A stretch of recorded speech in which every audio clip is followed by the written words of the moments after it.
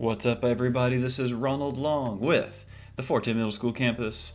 I miss you guys, but what I'm also going to miss a lot is this tree. I can't ever get it down. If I point this way to a picture that's over here. Here's the picture. It's a tree. This is a tree. And also, this is a picture of my house, but you can't really see it because of this giant tree that's over here. It's huge. It's also dying.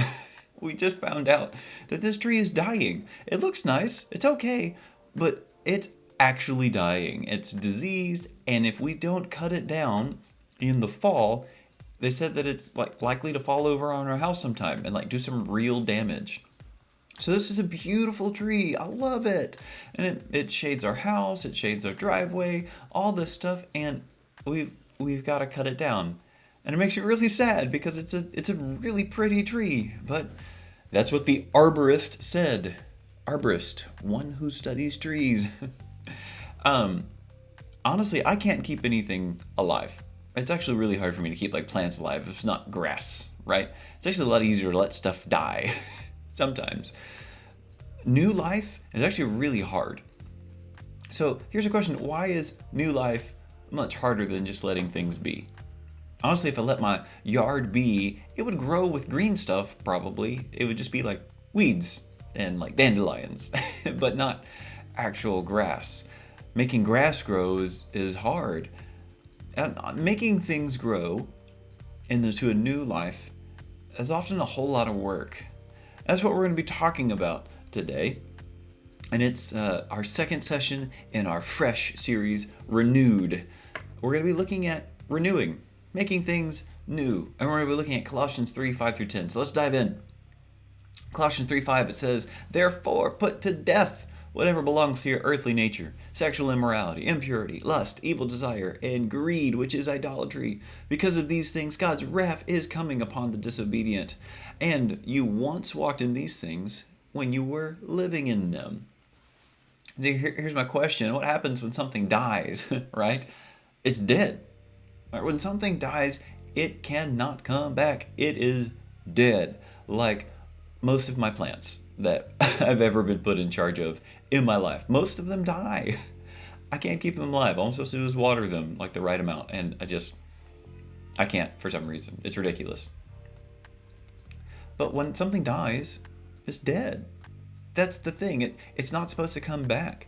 It's supposed to stay dead when it dies. It's gone. And so we're told that we need to put to death these things, the things that were a part of our old life, because our old life died. And since we're in Christ, since we're new, we have a new life now. And check it out. But now, put away all the following: anger, wrath, malice, slander, and filthy language from your mouth. Do not lie to one another, since you've put off the old self with its practices, and have put on the new self. When's the last time you actually went to a store? For real, I'm asking. Quarantine is terrible. If you went to a store and you tried on clothes, what's that feel like to put on new clothes? Do you ever put on stuff that you don't think would normally be a good fit for you, but since you're just trying on clothes, you put on it anyways? Do you ever goof around like that?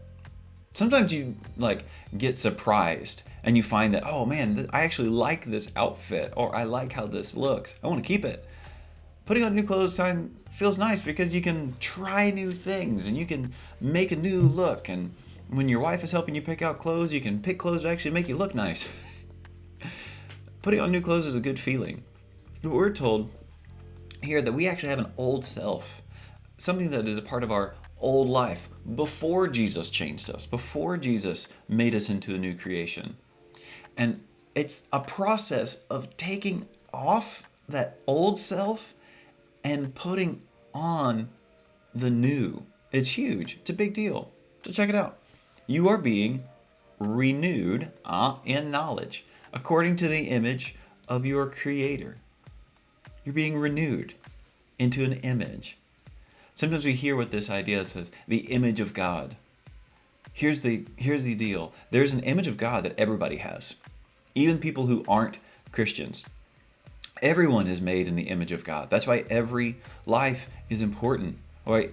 no matter what people look like, no matter who they are, no matter what they've done, they have inside of them the image of God. And because they have inside of them the image of God, everyone deserves to be treated with respect. Everyone deserves to be treated with love. Everyone deserves to be shown grace and mercy and be forgiven. This is huge because we all have the image of God. But those of us who are Christians, who believe in Jesus, we have also an idea that because we have been made new, because we are being renewed, we have a dead self, all right? Our life before Jesus. And we have a new self, our life now. And our lives is a process of going from this old life without Jesus to this new life with Jesus. And in that process, we are being made to look like the image of God, meaning we are being made to look more and more like Jesus. That doesn't mean we're going to all end up looking like Middle Eastern men, right?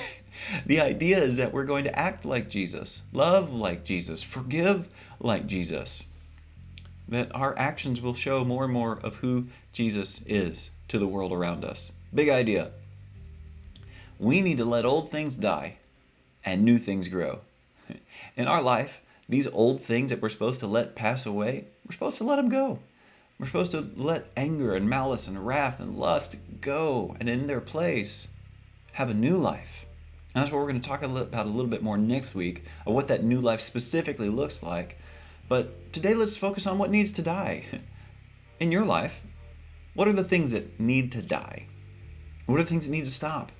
Practices, habits, sins, things in your life that need to go away. And then begin to think on, what are the new things that need to grow? Maybe just today, take some time to pray. Ask God and say, hey, show me what needs to die. Show me what needs to go away. And then also ask, hey, show me what needs to grow.